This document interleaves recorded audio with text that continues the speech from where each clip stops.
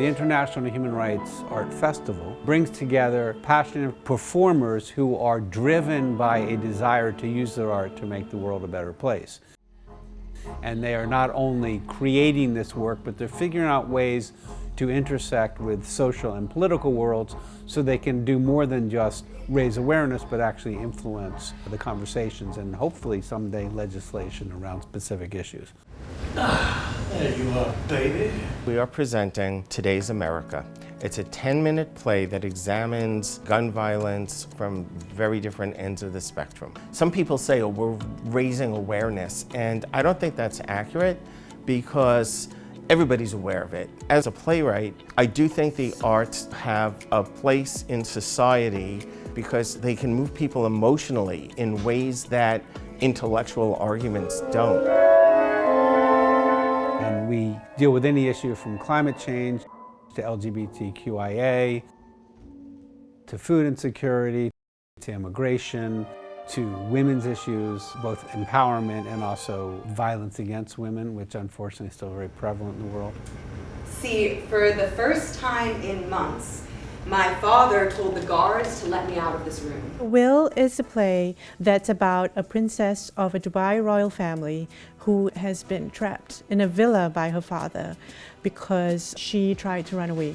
I think it's really important that we talk about how women in many different circumstances are still oppressed regardless of their economic status. The International Human Rights Festival is really essential in New York City to tell all the stories that we don't hear often, the stories of minorities or the voices of those who are oppressed. And I think the work that Tom has been doing with the festival has been incredibly important in uplifting those stories. This is my third time, and he's always been so supportive of the stories that I want to tell. And it's often giving a platform to artists that aren't from the United States. It is time we reward it by marching straight to the West. Well, it really began because I was doing activist artwork myself. And as I was getting more embedded in that community, I met artists all around the country and the world who were doing very strong activist work, but they were siloed within their own communities. So I thought, wow, wouldn't it be cool to bring them all together, and that way we could expand audience and expand a lot of the impact.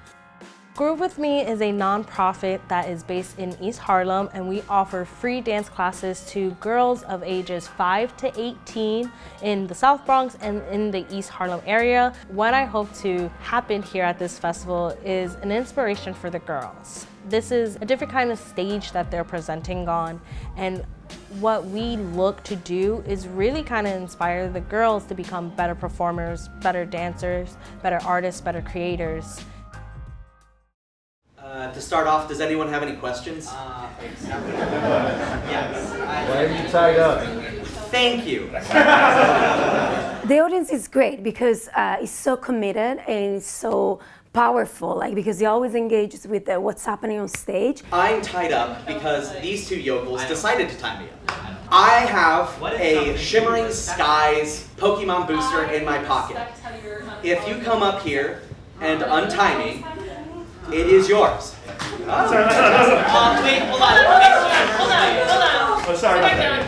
I'm sorry. Wait, hold Sitting on. down. Have you ever gotten on stage during a show before? I'm just gonna Do you say, think that's how this works? Every time you can tell the vibes between what's happening on stage and the audiences, and it's always pure magic. You can tell everybody wants to be here.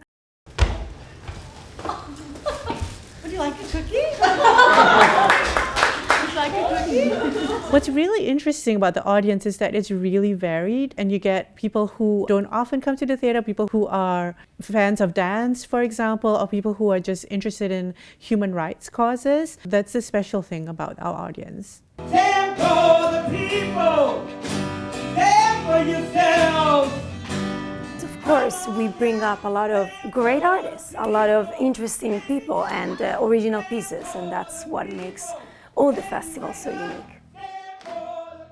The art festival is part of the International Human Rights Art Movement, and we are an international art activist organization. We have a very large and growing literary publishing arm. We do a quarterly magazine and we publish books, and then we have 2 offices in Africa.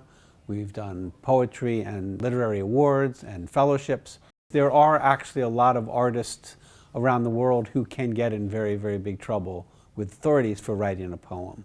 So internationally, we present sort of a beacon of hope for a lot of these artists. We can also actually help safeguard them through transparency, through putting them in touch with other organizations which might be able to support them.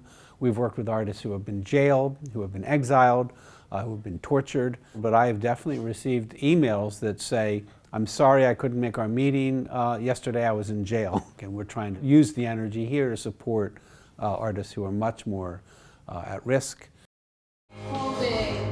Thank you, Jeff. On top of show, what would you like it to look like? Like a party look at some point? Sure. When it says that, or like when it says like chorus look.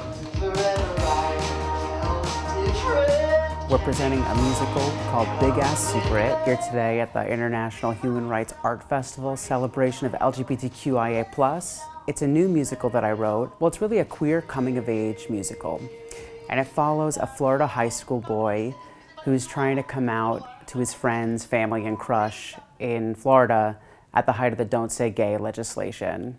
It's like whatever I do, whatever I say. In these times we're living in, it's really important that we present a piece like this about a young person coming into their own, figuring out who they are and who they want to announce themselves as to the world. Where do I want the festival to go? In New York City, we want to continue to increase how big our visibility is, and we're talking now about moving into an off-Broadway space. Internationally, we have 2 offices in Africa, and there's a lot of energy to bring this festival to Nigeria or Zimbabwe or Kenya.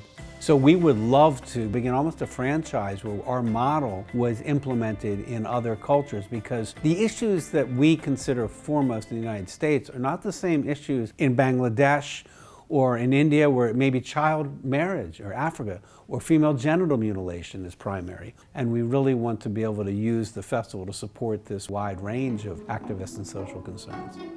There's so much negativity out there, especially when we are talking about rights or lack of rights. So a festival like this one that actually brings awareness on these issues, but maybe in a more positive light, in a way that opens up our feelings and connects us beyond our political views or economical status, that for me resonates.